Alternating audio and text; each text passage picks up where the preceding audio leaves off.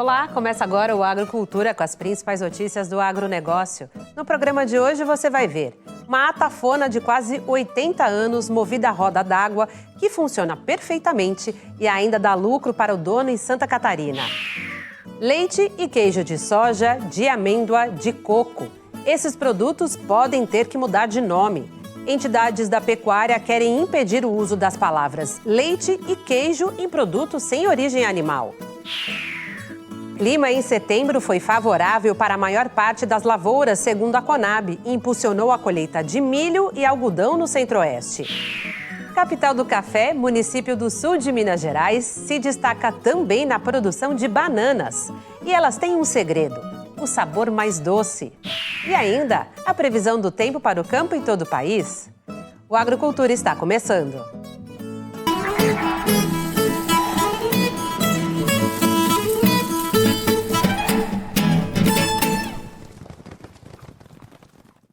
Hoje, poucos que trabalham no campo sabem o que é, mas até meados do século passado, esse maquinário era indispensável para limpar e transformar o milho em fubá, descascar arroz e muito mais.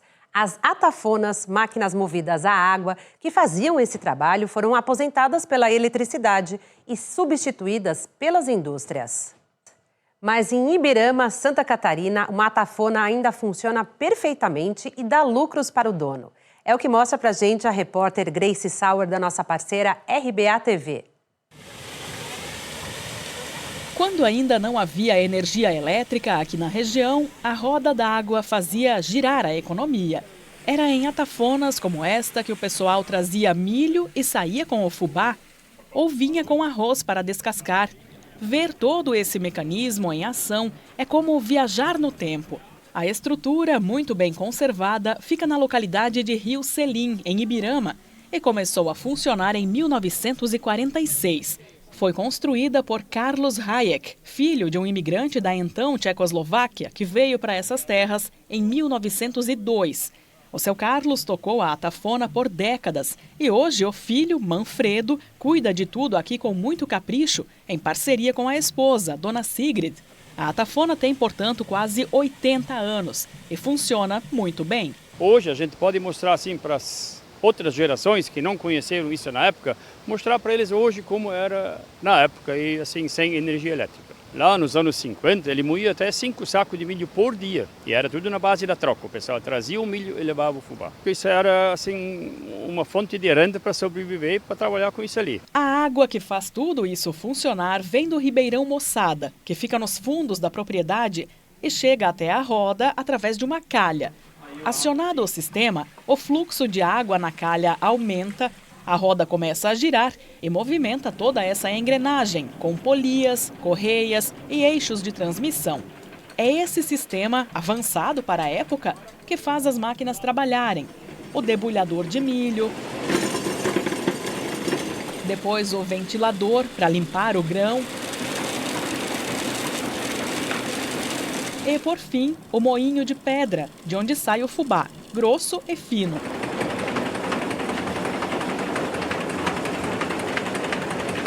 O descascador de arroz também funciona com esse mecanismo rústico e eficiente. Meu pai usou aquele ribeirãozinho, que já era a terra do meu avô. Aí ele só desviou a água lá atrás, passa pela roda e já continua de novo no fluxo normal do ribeirãozinho aqui, ó. Tranquilo. Isso funcionou muito bem até nos anos 80, assim. Aí as coisas vieram mais industrializadas e isso perdeu um pouco a vez, assim, sabe? O movimento pode não ser o mesmo de antigamente, mas a atafona virou patrimônio histórico e atração, reconhecida até pelo Ministério do Turismo. O seu Manfredo recebe muitos visitantes para mostrar como tudo isso funciona. O pessoal geralmente vai em grupos e ele ainda consegue incrementar a renda com o que produz na atafona. Aí eu faço fubá do meu próprio milho, descasco arroz do meu próprio arroz hoje, né? E vem bastante visitação, a gente recebe turismo e tudo mais, então a gente sempre faz para vender. Dá para fazer uns troquinhos ainda. A roda d'água e todo esse mecanismo que a gente viu aí não fazem funcionar apenas a atafona, mas também uma marcenaria que fica ao lado, outra obra do pai do seu Manfredo. Por muito tempo, o construtor conciliou as atividades na atafona e na marcenaria, onde fabricava principalmente portas e janelas para o pessoal da comunidade mesmo. O seu Manfredo até faz demonstrações quando recebe grupos para provar que tudo funciona bem. E para operar tanto a marcenaria quanto a atafona, o volume de água tem que ser controlado. Quando a gente precisa moer, aí precisa mais água, assim, porque as pedras vão mais pesadas. Na marcenaria, aí já tem rotação mais alta. Aí também depende da máquina que usa lá, é mais e menos água. E até hoje, graças a Deus, o Ribeirão tinha altos e baixos também, mas sempre tivemos água até hoje, sabe? As visitas à atafona Carlos Hayek, que fica a uns 10 quilômetros do centro de Ibirama, precisam ser agendadas, porque o seu Manfredo gosta de deixar tudo preparado. Para ele, o que era apenas passatempo, hoje é uma forma de compartilhar lembranças e manter viva essa história de luta da família que venceu com muito trabalho. Eu fiquei morando junto com meu pai e também sempre trabalhei junto na atafona, mas também trabalhei fora. Mas isso aqui é uma relíquia assim, hoje na nossa cidade que tenho hoje muita alegria assim, de manter isso que meu pai deixou para nós.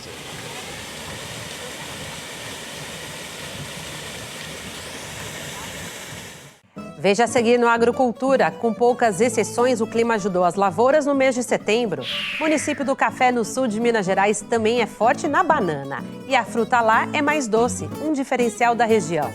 Nós voltamos já.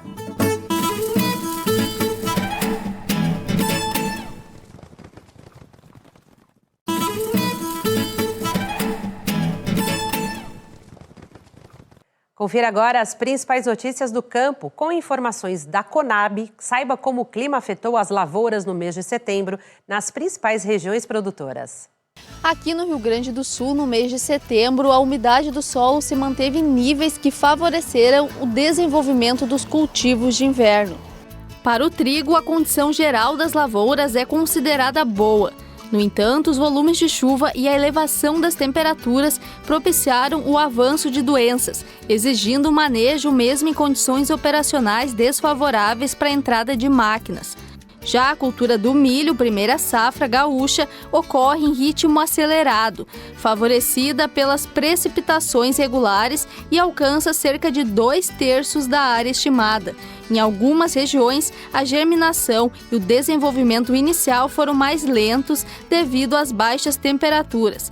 Mas, no geral, as lavouras apresentam um bom desenvolvimento no estande de plantas.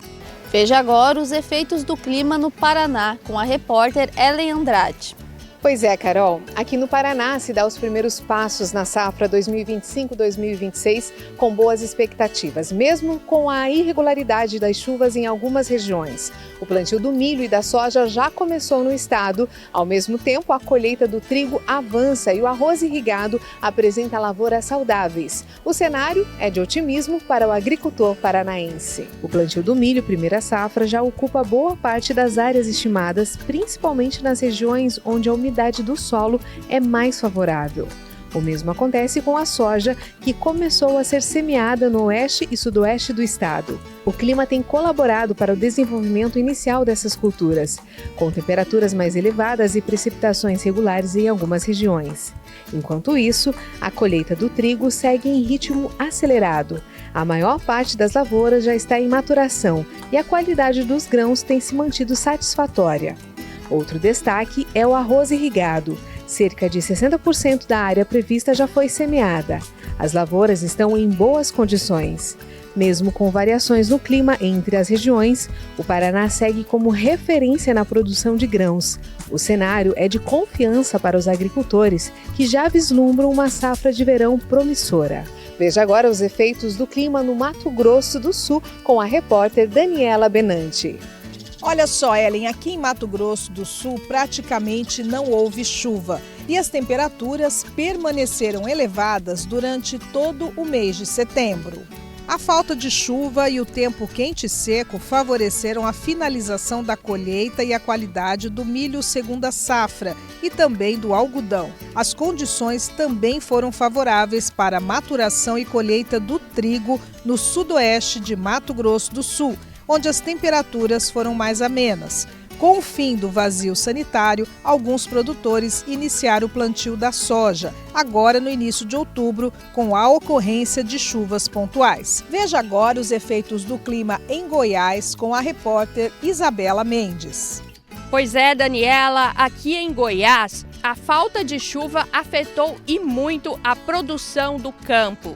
Apesar das frentes frias que avançaram pelo Brasil Central trazendo chuvas, elas não foram suficientes. O mês de setembro ainda foi de estiagem, situação preocupante para o produtor rural, que acaba atrasando o período de plantio com o avanço dos meses. A previsão é de que a sequência de chuvas se inicie ao final de outubro. Vamos agora com mais informações em outros estados do bioma do Cerrado, com o repórter Bruno Tibério. Pois é, Isabela, aqui na região do Cerrado, no estado da Bahia, a terceira safra do milho enfrenta dificuldades por causa das chuvas irregulares no Nordeste. A falta de precipitação no momento do enchimento dos grãos afetou especialmente as lavouras plantadas mais tarde. Ainda assim, a colheita já começou em todo o estado. Também na Bahia, o trigo segue em bom desenvolvimento. As lavouras apresentam condições favoráveis e os primeiros talhões já estão sendo colhidos, indicando uma safra promissora. No Maranhão, o destaque é para o arroz. O plantio irrigado está em andamento e já alcança cerca de 90% das áreas previstas, principalmente na Baixada Maranhense. Esse sistema de cultivo, que corresponde a cerca de 5% do total, garante maior estabilidade diante das variações climáticas. Veja agora os efeitos do clima em Pernambuco com a repórter Maria Clara Jordão. Pois é, Bruno. Pernambuco foi um dos estados que registrou um dos maiores volumes de precipitação aqui no Nordeste no período de 1 a 21 de setembro. Os dados foram apurados pelo Boletim de Monitoramento Agrícola da Companhia Nacional de Abastecimento, a CONAB. O estado se junta ao litoral do Rio Grande do Norte e da Paraíba na lista das regiões com maior acumulado de chuvas. Por conta disso, as condições agrícolas aqui foram beneficiadas, principalmente as lavouras que foram semeadas tardiamente. O clima também favoreceu a terceira safra de milho aqui em Pernambuco, que registrou um aumento na sua produtividade. E embora as chuvas tenham atrasado a secagem das lavouras em maturação, os dados registrados foram considerados satisfatórios. Agora vamos acompanhar os efeitos do clima em Sergipe com a repórter Sofia Gunes. Pois é, Maria Clara. Aqui em Sergipe, as precipitações foram acima do normal na primeira quinzena de setembro, o que retardou a secagem natural dos cereais. Mas após esse período, houve uma redução das chuvas e a colheita avançou. De acordo com dados da CONAB, na região produtora que abrange Sergipe, Alagoas e parte da Bahia, as chuvas foram suficientes para manter a umidade do solo nas áreas próximas ao litoral, o que favoreceu o feijão e o milho terceira safra, que estava no processo de enchimento dos grãos. No interior, observou-se uma restrição hídrica que favoreceu as lavouras e também a colheita, contribuindo para a boa qualidade dos produtos. Aqui no estado de São Paulo, o mês de setembro terminou com chuvas bem abaixo do esperado e calor acima da média. Aqui em Bauru, por exemplo, choveu apenas 6 milímetros durante todo o mês. A cidade enfrenta a pior seca dos últimos 18 anos, segundo o Centro de Meteorologia de Bauru, o IPMET.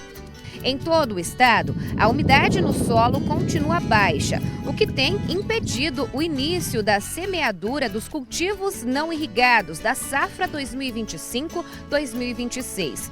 O clima seco favoreceu a finalização da colheita do milho, segunda safra e também do algodão. As condições climáticas também favoreceram o fim do monitoramento agrometeorológico e o avanço da colheita do trigo nas regiões de plantio mais tardio. Veja agora outras notícias do campo. Andradas, no sul de Minas Gerais, é conhecida como uma das capitais do café no estado. Mas poucos sabem que a cidade também produz bananas mais doces, um diferencial da cidade. Nessa propriedade, 80% da produção da banana vai para São Paulo, além de abastecer o mercado de Andradas e Poços de Caldas. Aqui a variedade plantada é a prata e necessita de boas condições climáticas para ter qualidade. Em 2025, o inverno foi bastante rigoroso, afetou a plantação. Para os próximos meses, a expectativa é de chuva e calor, combinação perfeita para a produção de banana. Nós temos a melhor banana do Brasil, está aqui no sul de Minas, na nossa região, não a minha, a nossa banana, porque ela, por causa do microclima, ela assimila o BRICS. certo? Ela demora mais para granar. Uma banana em Janaúba, Jaíba, você planta ela hoje, você com 9 meses você está colhendo. Aqui a gente plantando hoje, você colhe ela irrigada 1 ano e 3 meses, 1 ano e 4 meses. O problema dela é que a banana, ela gosta de temperatura acima de 20 graus até 36 graus. E nós aqui não temos uma temperatura constante. Calor e chuva, calor e chuva. Só que não acontece, as temperaturas estão bem loucas.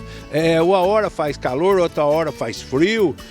Uma das características da propriedade do Emílio é que aqui nada é perdido.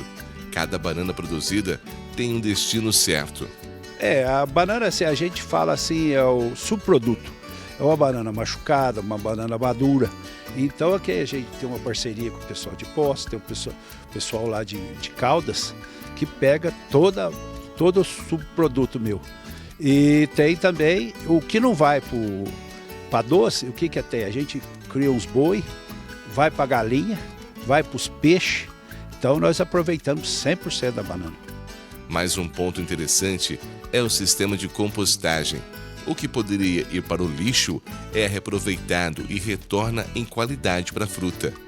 Gera um adubo natural rico em nutrientes, que auxilia a produção e enriquecimento do solo. O caule o engaço do cacho, então o pessoal joga fora, tem muito volume. E eu fui devagarzinho, e fiz essas baias. Então, acabou de colher a banana, de despencar, eles vêm para cá e eu trituro, jogo calcário, às vezes jogo uma matéria orgânica e deixo decantar. Aqui embaixo tem um cano que vai para a churumeira já vai direto para a roça. Isso daqui, a hora que seca, volta para a roça de novo, como matéria orgânica. Custo zero, foi eu que inventei esse negócio aqui.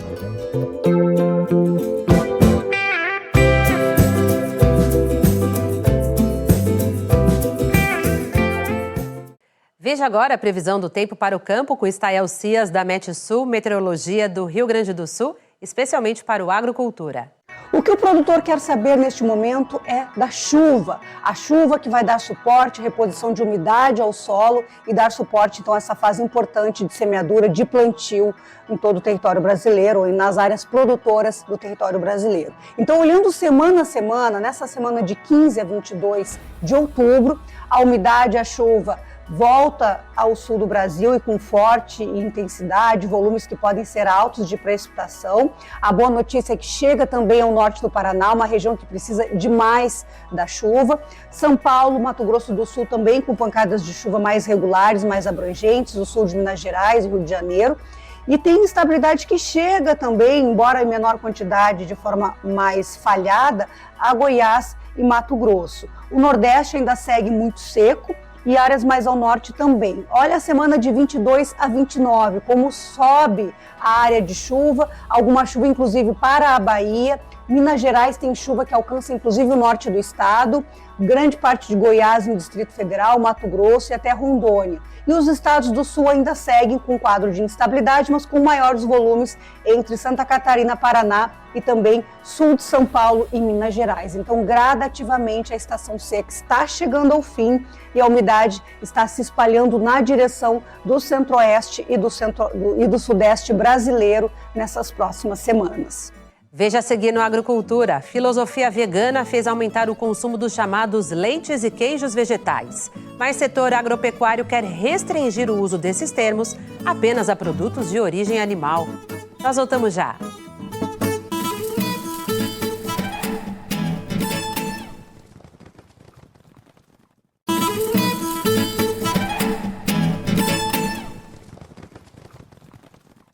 Gerações de brasileiros cresceram vendo mães e avós prepararem alimentos com o uso do chamado leite de coco. Depois vieram o leite e o queijo de soja e o de amêndoas.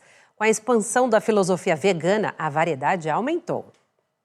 E agora, entidades ligadas à pecuária querem aprovar uma lei para proibir o uso dos termos leite e queijo nos rótulos de produtos sem origem animal. Como mostra pra gente o repórter Bruno Faustino.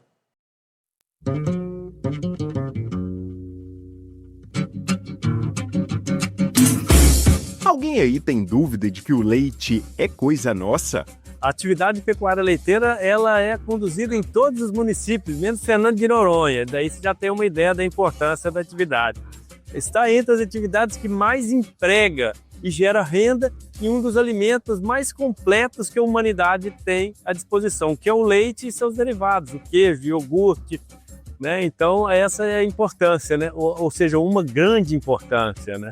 Só em 2023, o Brasil produziu mais de 35 bilhões de litros, segundo o IBGE. Minas Gerais lidera com mais de 26% do total, seguido por Paraná e Rio Grande do Sul. Juntos, esses 3 estados respondem por quase 70% de todo o leite brasileiro. E tem mais, nos últimos 20 anos, o rebanho do país diminuiu, mas a produção cresceu quase 60%. A produtividade por vaca praticamente dobrou. Prova de que tecnologia e manejo fizeram da pecuária leiteira uma atividade cada vez mais eficiente e essencial para o agronegócio brasileiro. O leite, principalmente o leite de vaca, que acaba tendo uma quantidade de pessoas muito grande envolvidas, né? Só para nós ter uma ideia, aqui do Rio Grande do Sul são mais de 400 municípios que têm exploração comercial ou de maneira de manutenção familiar com a produção de leite, e nós temos aí mais de 34 mil produtores que são envolvidos comercialmente na produção de leite, o que acaba trazendo uma renda muito grande aos municípios e também um resultado econômico bastante interessante aos produtores, se tratando de uma atividade da agricultura familiar, basicamente.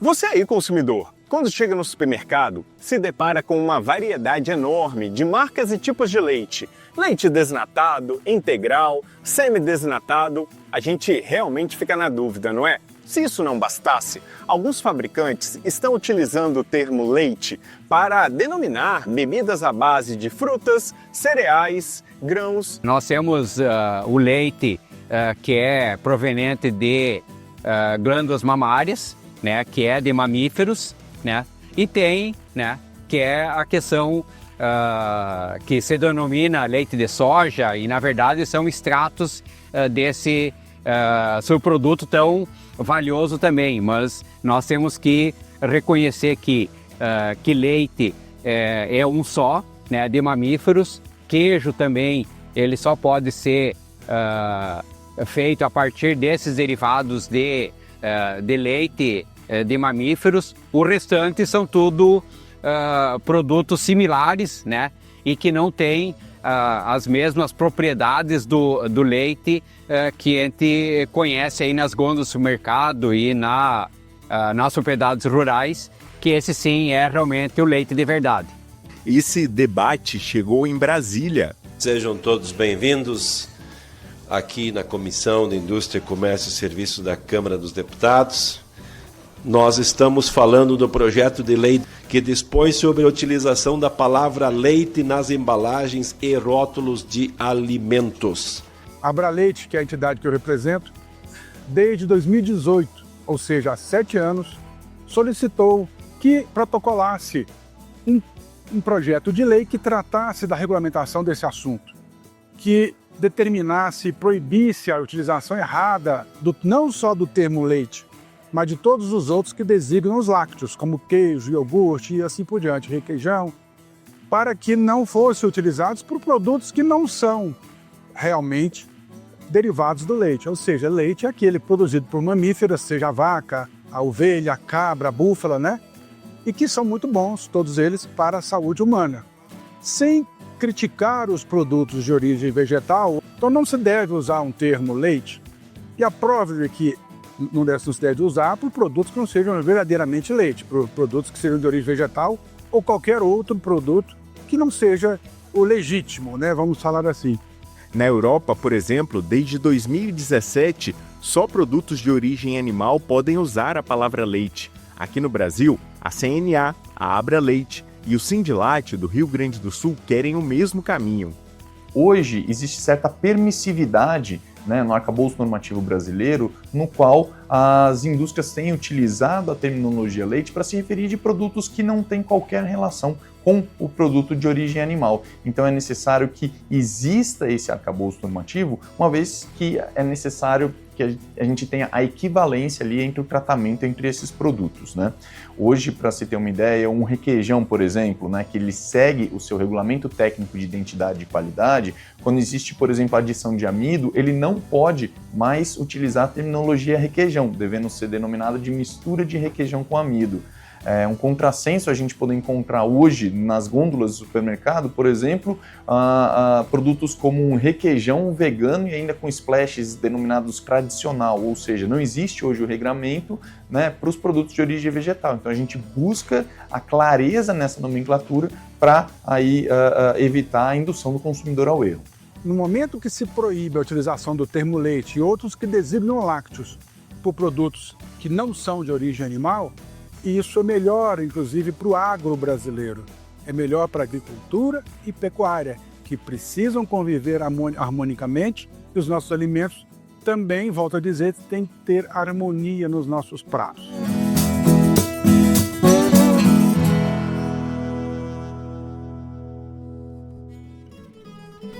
O Agrocultura de hoje termina aqui. Obrigada pela sua companhia e até o próximo domingo às 10 horas da manhã. Uma ótima semana para todos.